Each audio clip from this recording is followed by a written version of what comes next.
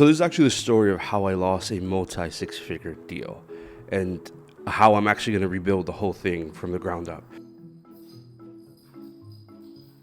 This is the whole point of this story, is to kind of walk with me and with you. If you're looking to build something, well, the one thing that I'm grateful for is that I take so much knowledge away from it. Like, I took so much information as to what I need to do and do correctly and do better next time around so that it stays longer. Now, saying that I lost a multi six figure deal is a little bit more dramatic.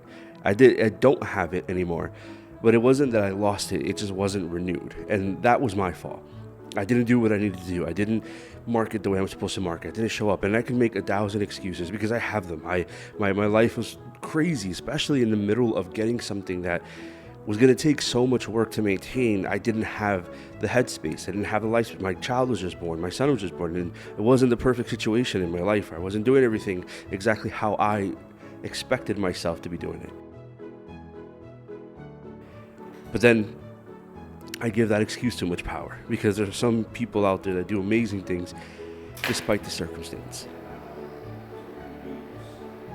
One of the biggest things that I learned from this, and I'm so grateful for it, is that it exists. Like, the fact that I was able to, and I'm still able to, I'm able to survive for more than a year very, very, very comfortably because of this. Because of something that I believed in, because of my dream. Somebody gave me a chance. Somebody believed in my ability so much that they gave me this opportunity. And even if nothing else stems from it, even if nothing else grows from this thing, it gave me this desire to continue in a different way. And it's so much better now because I understand the ins and outs. I know how this works. And yes, it's going to take a lot of work. It's probably going to take more work than I had before. It was something that I wasn't ready for, something that I had to create out of nothing. But I'm grateful for it because it taught me everything that I'm going to be doing here.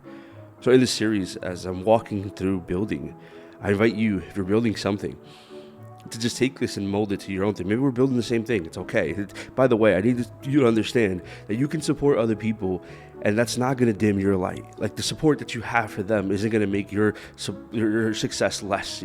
There's so much out there. We could all have the same exact fan base. We could all have the same exact niche. We could all have the same exact circle, and it could all still be good for everybody because there's so much out there. The better you are to other people, the better life will be to you. There's something I learned, especially as I grew in this particular industry, in podcasting and content creation and all these things, that I was being loved on because I loved forward. Like, people support me because I support them and I support others. And the greatest thing you will ever do is that. It's not even about you getting something from it. It's just you basically, simply, in the most normal way, just being a good person and showing support for other people. The greatest thing you will ever do is that. And it's going to make you feel better about yourself. If you can clap for other people when you're not at your highest, you'll still feel good about you. You'll still feel good about the kind of person you are. The greatest thing you will ever do is clap for other people. So we're going to lay out 4 different things in this series. 1, the steps that it takes to create the creative space, to give yourself the ability, the best fighting chance to make something happen. Because this is something that I struggle with. And again, I'm speaking from a place that I've learned from. The creative space is something that sometimes we need to find and mold out. I'm not always feeling up to par to create or to make stuff.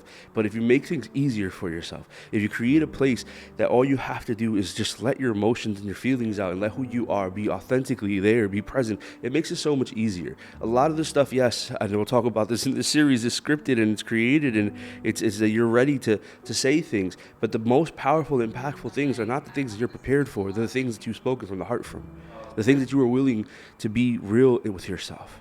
And just be open to it, to the chances of you succeeding in these industries or these niches exponentially increases by the relationships you build within them.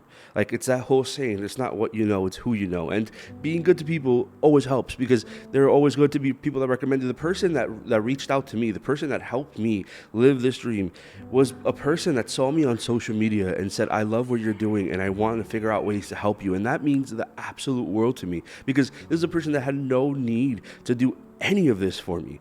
They didn't need to see this and see me and say, I'm going to give you a chance. And he doesn't know it yet, but whether things work out the way that I'm hoping, because there's still a little bit of hope there, or they don't, it gave me this zeal, this fire to do this, to be significantly better in these things. Because even if it's not monetary, the fact that they saw something in me, that he saw something in me, and put me in a place that they didn't need to do, changed everything.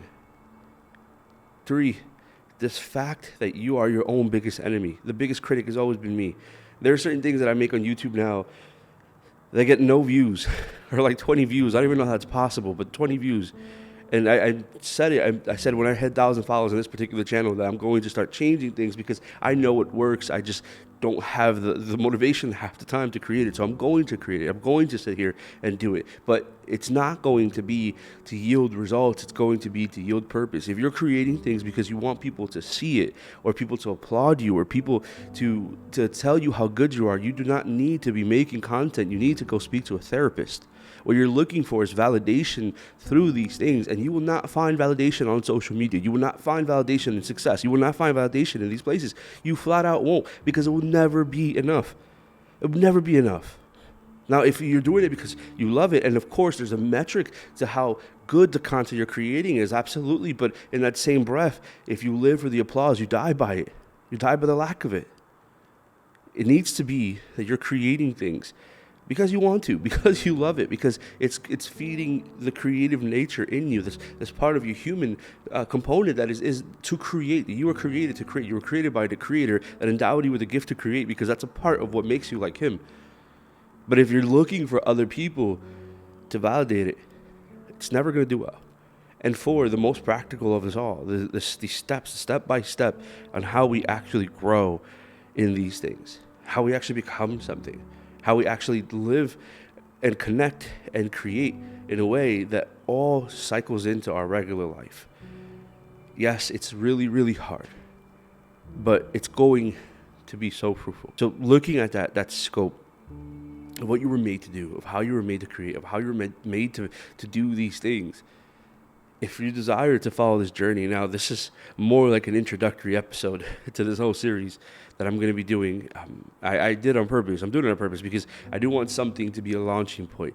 And I think that we lose sight of the storyline when we try to pack everything into one thing. I think these things deserve time. They deserve to be unpacked. You deserve to dive into something deeper because it's that much more meaningful.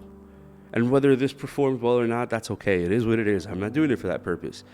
There are things that I'm going to be doing that are for the purpose of performance, because it has to, right? You have to, like I say that with a very light hand, you have to do certain things that you know are going to do well just so that you can grow and build that connection. Because when people see you for who you are, they might have met you through something that you knew was going to bring them to you, but then who you are connects to that. Now, again, that should never be the goal, the antithesis of everything you do, but it is something that you learn, and that we'll talk about, that you'll learn here if you've never learned it before, that you learn to use as a tool.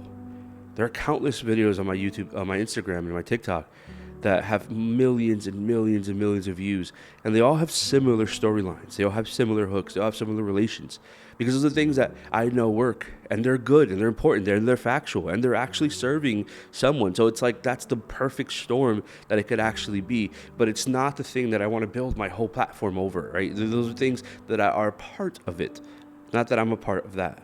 They're a part of me. And the biggest tool, the biggest, affirmation you will ever have is that you are the brand.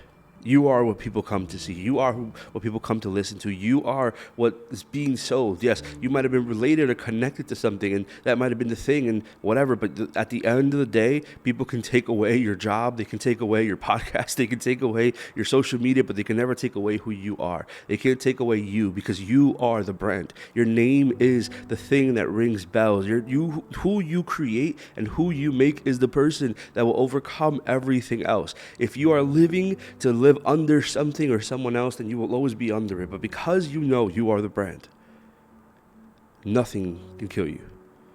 You made it on your own. You made you. And that's going to be the ultimate goal. I'm beyond grateful. I can't even begin to tell you how grateful I am for organizations that I work for, which is one of the greatest in the world at what they do. Not one of it is the greatest in the world at what they do. For giving me an opportunity to share my heart and share my mind and get paid off of that.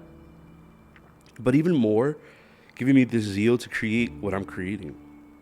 There's so many things that I have on board that I'm working on, and there's things I'm very proud of, but I believe and feel that this is going to be the thing I'm most proud of. So I'm glad you're here, and let's see what we make.